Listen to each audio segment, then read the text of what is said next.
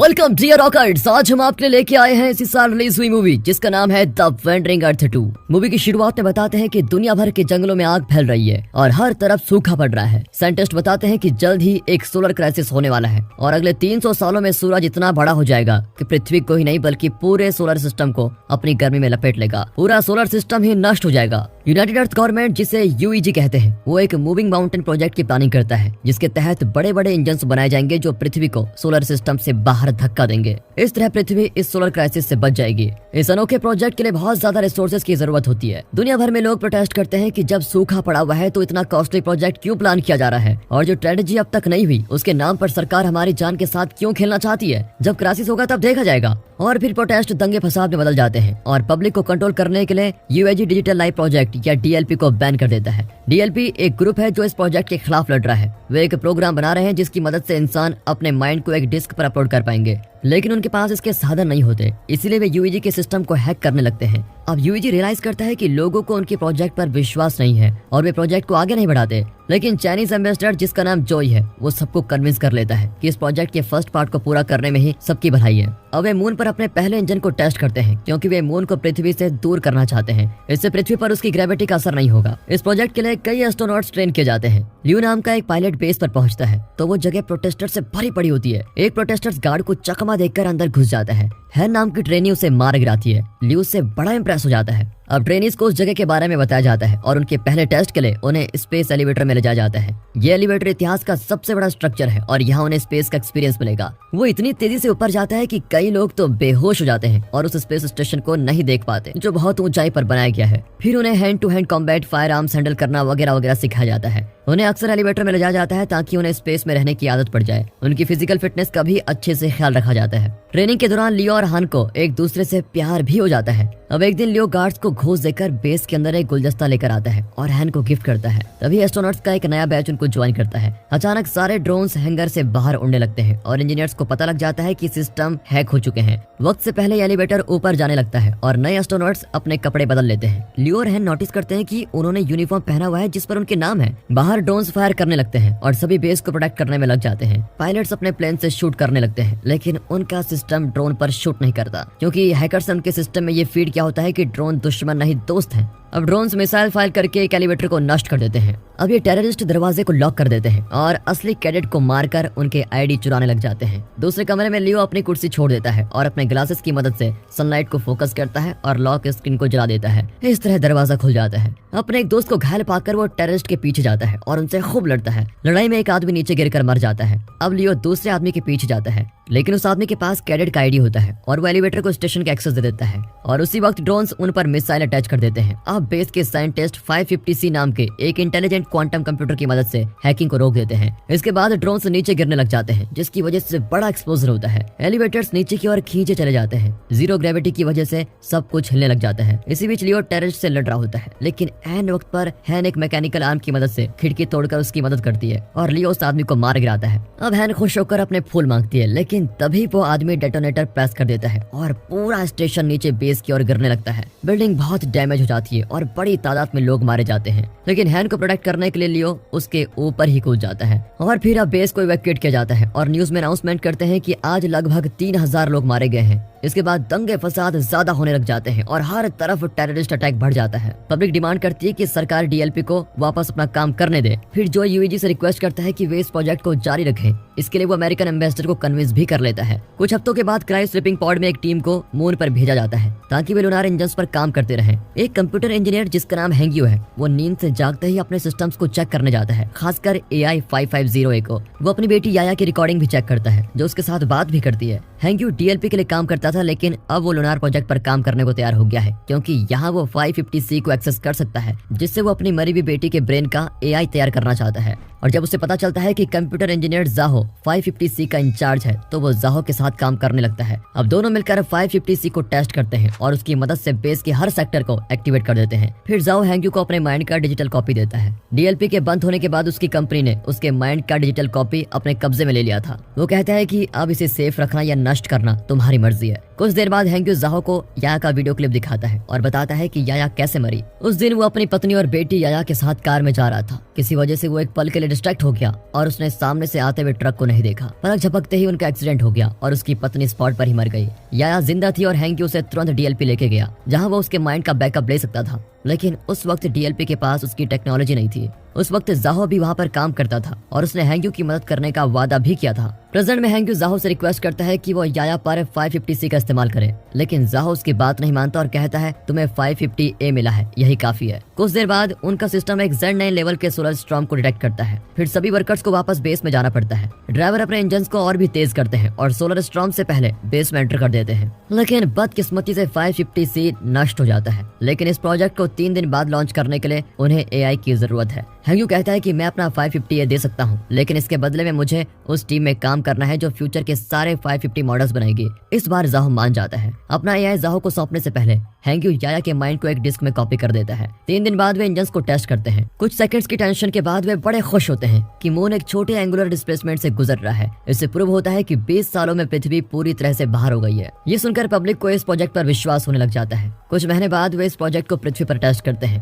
पहले तो सारे स्क्रीन्स ब्लैक हो जाते हैं और सबको लगता है कि प्रोजेक्ट फेल हो गया, लेकिन फिर फर्श हिलने लग जाता है और एस्ट्रोनॉट बेस पर तेजी से रोशनी आती है। अब यूईजी के साइंटिस्ट कंफर्म करते हैं कि पृथ्वी ने भी एंगुलर डिस्प्लेसमेंट किया है। ये जानकर दुनिया भर के लोग सेलिब्रेट करने लगते हैं कि अब वे जल्द ही सोलर सिस्टम से बाहर हो जाएंगे। फिर यूईजी इस प्रोजेक्ट को कई साल तक जारी रखता है और वे बहुत ही पावरफुल इंजन्स बनाते हैं। अब मूविंग माउंटेन्स प्रोजेक्ट का नाम बदलकर द वेंडरिंग अर्थ रखा जाता है। इस प्रोजेक्ट को बिल्डिंग करने का काम 550C कर रहा है और वह खुद भी बड़ी तेजी से डेवलप हो रहा है। वक्त के साथ लोगों को इस प्रोजेक्ट पर पूरा भरोसा होने लग जाता है और डीएलपी पूरी तरह से मिट जाता है। लेकिन इस बात की भी चर्चा होती है कि जो अंडरग्राउंड सिटीज बनाए जा रहे हैं उनमें हर किसी को रहने की जगह नहीं दी जाएगी। कुछ लोगों को वहां रहने के पास दिए जाएंगे और वो भी किसी भेदभाव पर आधारित होगा। हर गुजरते साल के साथ पृथ्वी की गति धीमी होती जाती है। इस वजह से दुनिया भर में 24 घंटे का टाइम सिर्फ 60 घंटे सिस्टम को फॉलो करता है। इतना नहीं, ग्लोबल इंटरनेट भी शट डाउन हो जाता है। पृथ्वी पर बाढ़ और सोलर रेडिएशन जैसे डिजास्टर्स होने लग जाते हैं और कैंसर केसेस भी बढ़ जाते हैं। लियो और हैन की शादी हो जाती है और उनका एक बेटा भी होता है। उन्हें फिक्र होती है कि उनके बेटे को अंडरग्राउंड सिटी में पास नहीं दिया जाएगा। सोलर रेडिएशन की वजह से हैन को भी कैंसर हो जाता है। हैंक्यू अब भी अपनी बेटी के AI पर काम कर रहा होता है और साथ ही 550W नाम के एक नए 550 AI पर भी काम करता है। 14 साल बाद लियो जब एक मेजर रैंक का ऑफिसर बन गया है तो वो एक नए मिशन का नेविगेटर बनने के लिए इंटरव्यू देता है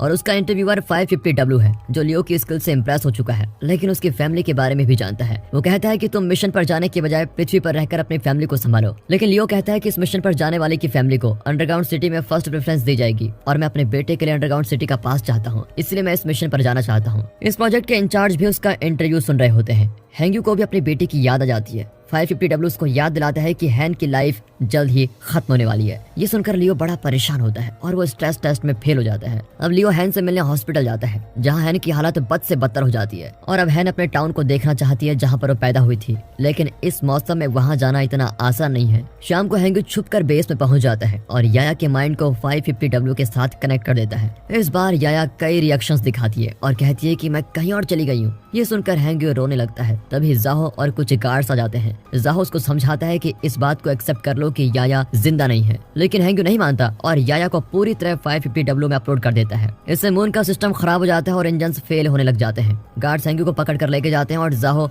याया को वापस डिस्क में डालकर 550 के उस एक्सटेंशन को शट डाउन कर देता है। अब लियो एक जेट को रेंट करता है और अपनी फैमिली को हैन के टाउन में लेके जाता है। जेट में थोड़े मजे करने के बाद वे शंघाई पहुंच जाते हैं जो अब बर्फ से ढकी हुई है और एक बंजर जमीन बन चुकी है। वे तारों के नीचे बैठ जाते हैं और तब हैन कहती है कि जब मैं मरूंगी तो आजाद होकर मरूंगी, इसके लिए तुम मुझे हॉस्पिटल में वायर्स और पाइप से कनेक्ट मत करना। यहाँ यूईजी में डिस्कस करते हैं कि हैंक्यू की वजह से सिस्टम में जो प्रॉब्लम हुई थी वो कई साल पहले हुई हैकिंग की तरह था, जिसमें ड्रोन्स के जरिए एलिवेटर को नष्ट किया गया था। वे 550W को बाईपास करना चाहते हैं, लेकिन हर स्टेप पर ब्लॉक होते रहते हैं। अचानक मून इंजन्स अपना पावर लिमिट क्रॉस करके एक्सप्लोड हो जाते हैं। इस वजह से मून की थोड़ी जमीन नष्ट हो जाती है और मून पृथ्वी के नजदीक आने लग जाता है। उस वक्त जो इस समुद्र के पास होता है और वो वर्ल्ड लीडर्स को अलर्ट सिग्नल्स भेजता है कि एक बड़ा सुनामी जमीन की ओर आ रहा है। लियो को भी मैसेज मिलता है कि तुरंत लौट आओ। दुनिया भर के लीडर्स अंडरग्राउंड सिटीज को खोलने लगते हैं ताकि लोग उसके अंदर जाकर सुरक्षित रह सकें, वरना सुनामी सभी को ले डूबेगी। इसी बीच हैन नींद में ही मर जाती है और हैन के पिता हैन के बेटे को अंडरग्राउंड सिटी में लेके जाते हैं। जाहो यूईजी से रिक्वेस्ट करता है कि वे मून पर पृथ्वी के सारे न्यूक्लियर वेपन्स का इस्तेमाल करें ताकि मून में इंपल्सन हो जाए और वो पृथ्वी से ना टकराए। मानवता के पूरे इतिहास में कभी किसी देश की सरकार ने यह रिवील नहीं किया कि उनके पास कितने न्यूक्लियर वेपन हैं, लेकिन पहली बार वे सब अपने हिस्से के न्यूक्लियर वेपन्स इस मिशन को सौंप देते हैं ताकि पृथ्वी को बचा सके। जाओ जेल में जाकर हैंग्यू से मिलता है और इन्फॉर्म करता है कि हम वक्त से पहले पृथ्वी के इंजन्स को एक्टिवेट करने वाले हैं। हमें कोऑर्डिनेटेड डेटोनेशन कंट्रोल करने के लिए ग्लोबल इंटरनेट को रीएक्टिवेट करना होगा। एक सर्वर पानी के नीचे है और जाहो चाहता है कि हैंग्यू उसका ध्यान रखे। उसे कन्विंस करने के लिए जाहो उसे हैंग्यू और याया के माइंड का डिस्क दिखाता है। मून के टूटे हुए भाग मून के चारों ओर एक एस्ट्रॉइड बेल्ट बना देते हैं। इस वजह से लियो जैसे बेस्ट पायलट्स न्यूक्लियर वेपन्स को लेके जाते हैं। पृथ्वी पर मिसिंग इंटरनेट सर्वर्स जो बीजिंग, टोक्यो और डेल्स में है, उन्हें एक्टिवेट करने के लिए 3 टीम्स भेजी जाती हैं। फिर जाहो एक्सप्लेन करता है कि पासवर्ड डिकोड करने वाला की कैसे काम करता है। बाकी काम 550W संभाल लेगा। फिर मून शटल में पायलट्स निकल पड़ते हैं, लेकिन रास्ते में अचानक एस्टेरॉइड्स बड़ी तेजी से आते हैं और कुछ शटल्स को नष्ट कर देते हैं। अब उनके 200 वेपन्स नष्ट हो चुके हैं और अब सिर्फ 180 बचे हैं, जिनकी मदद से उन्हें डेटोनेशन करना होगा। आखिर में एक एस्टेरॉइड एक शटल पर क्रैश करता है और वो दूसरे शटल पर क्रैश कर जाता है। इस वजह से उनकी स्मूथ लैंडिंग नहीं होती। आखिर में वे 384 वेपन्स खो देते हैं। वे टेप से अपने हेलमेट्स को फिक्स करते हैं ताकि ऑक्सीजन लेवल बना रहे। फिर वे अपने घाव पर बैंडेज लगाकर बाकी बचे वेपन्स को पैदल लेके जाने का फैसला करते हैं। लेकिन लियो नहीं चाहता कि इतने जवान लोगों की जान जाए, इसलिए वो शटल छोड़कर दरवाजा बंद कर देता है। उसने पृथ्वी को बचाने के लिए अपनी जान देने का फैसला कर लिया था और वो शटल और उसके सर्वाइवर्स को वापस पृथ्वी पर भेज देता है। यहाँ 3 टीम सर्वर की लोकेशन पर पहुंच जाती है और देखती है कि पानी के नीचे कई तरह के जीव जंतु सर्वाइव कर रहे हैं। फिर ड्रोन्स और स्पेशल टूल की मदद से हैंग्यू की टीम बेजिंग में एक बिल्डिंग में एंटर करती है और सर्वर का दरवाजा ढूंढ लेती है। लेकिन जब वे दरवाजा खोलने की कोशिश करते हैं तो टूल खराब हो जाता है, जिसकी वजह से एक आदमी घायल होता है। अब जाहो उसके घाव भरने की कोशिश करता है, लेकिन उसे बचा नहीं पाता। हैंग्यू और जाहो सारे कनेक्शन ठीक करते हैं और इंटरनेट को चालू कर देते हैं। लियो एक ट्रक में बाकी वेपन्स को ले जाना चाहता है, लेकिन तभी मून के टुकड़े पृथ्वी पर गिरने लगते हैं और बेजिंग टीम के लिए ये अड़चन बन जाती है। बिल्डिंग पूरी तरह से हिलने लगती है और जाहो के पैर पर एक हार्डवेयर गिर जाता है और वो फंस जाता है। कमरे में पानी भरने लगता है और हैंग्यू दरवाजा खोल नहीं पाता। जाहो जानता है कि अब वो बच नहीं पाएगा, इसलिए वो हैंग्यू को पासवर्ड की दे देता है। इसके बाद जाहो मर जाता है। मून के टुकड़े पृथ्वी की हर लोकेशन को डिस्ट्रॉय करने में लगे रहते हैं। अंडरग्राउंड सिटी में जाने के लिए लोगों के बीच में भगदड़ मच जाती है। अब यूईजी में जोई को पता चलता है कि सभी वेपन्स को कोऑर्डिनेट करके एक साथ एक्सप्लोर करने का वक्त नहीं है, क्योंकि हर वेपन्स अलग मॉडल का है। तभी उनका एक आदमी सजेस्ट करता है कि हमें और एस्ट्रोनॉट्स भेजने होंगे जो मैनुअली वेपन्स को डेटोनेट कर सकें। लेकिन इस खतरनाक मिशन के लिए उन्हें अपनी जान देने के लिए तैयार रहना होगा। इस मिशन के लिए 300 एस्ट्रोनॉट्स की जरूरत होगी। कुछ जवान लोग इसके लिए वॉलंटियर करते हैं, लेकिन एक बुजुर्ग पायलट कहता है ये लोग ह्यूमैनिटी का फ्यूचर हैं, इनकी बलि चढ़ाने के बजाय मुझ जैसे बुजुर्गों को इस मिशन पर भेजना ही ठीक होगा। अब 50 साल से ज्यादा उम्र के लोग इस मिशन पर जाने के लिए तैयार हो जाते हैं और एक शटल में मून की ओर बढ़ते हैं। उन्हें आते देखकर लियो तो चौंक ही जाता है, लेकिन उसका कम्युनिकेटर टूट गया है, इसलिए वो उन्हें अलविदा भी नहीं कह पाता। लियो को तुरंत एक शटल में पृथ्वी पर भेजा जाता है। यूजी कंफर्म करता है कि टोक्यो और डेल्स एक्टिवेट हो चुके हैं, लेकिन बेजिंग सर्वर कनेक्ट नहीं हो रहा है। यहाँ हाइजूंग का कमरा पानी से भर रहा होता है और वो पासकोड की को ठीक से कंप्यूटर से कनेक्ट नहीं कर पाता। बेबस होकर वो माइंड डिस्क को कंप्यूटर से कनेक्ट कर देता है और उसी वक्त मून पर एस्ट्रोनॉट्स सारे वेपन्स को डेटोनेट कर देते हैं। उनकी एक्सपेक्टेशन के मुताबिक मून इम्प्लोड हो जाता है और पृथ्वी बच जाती है। लेकिन मून के टुकड़े और भी तेजी से पृथ्वी की ओर बढ़ रहे होते हैं और पृथ्वी को जल्द से जल्द वहां से हटाना होगा। हैंग्यू याया का क्लिप एक्टिवेट करके उसको की दिखाता है और इंटरनेट एक्टिव करने को कहता है, लेकिन तब तक वो पानी में पूरी तरह डूबकर मर जाता है। फिर यूईजे एक इमरजेंसी मैसेज भेजता है कि मिशन फेल हो गया है। इस पर फिर से दंगे शुरू हो जाते हैं और लोगों में डर फैल जाता है, पर जोई हिम्मत नहीं हारता और अपनी टीम को काउंटडाउन स्टार्ट करने को कहता है ताकि इंजन्स फायर किए जाएं। सबको लगता है कि वो पागल हो गया है, लेकिन बेजिंग में कंप्यूटर के अंदर हैंग्यू का माइंड अचानक एक्टिवेट हो जाता है। अपनी बेटी से मिलने के बाद हैंग्यू एआई सर्वर को एक्टिवेट कर देता है। उसी वक्त एक आदमी जोई के कहने पर बटन दबा देता है और तब बेस में सब देखते हैं कि पृथ्वी मून के टुकड़ों के रास्ते से दूर हट चुकी है। सभी सेलिब्रेट करते हैं और आखिरी टाइड्स शांत हो जाते हैं। लियो भी इस विचित्र घटना का वीडियो शूट करता है और अपने बेटे को भेजना चाहता है। दूसरी ओर हैंग्यू और याया के माइंड बैकअप्स 550 को मिल जाते हैं। 7 साल बाद पृथ्वी को दिखाते हैं, जो अब वापस अपने 24 सिस्टम में लौट आया है। जोई रिटायर हो गया है और अब उसकी असिस्टेंट यूईजी का कामकाज संभालती है। इस लूनार क्राइसिस के बाद वे अपने प्लान का सेकंड पार्ट शुरू करते हैं, जिसमें अगले 10 साल में वे पृथ्वी को जुपिटर के पास पहुंचा देंगे और इस दूसरे बूस्ट की मदद से पृथ्वी हमेशा के लिए सोलर सिस्टम से बाहर हो जाएगी।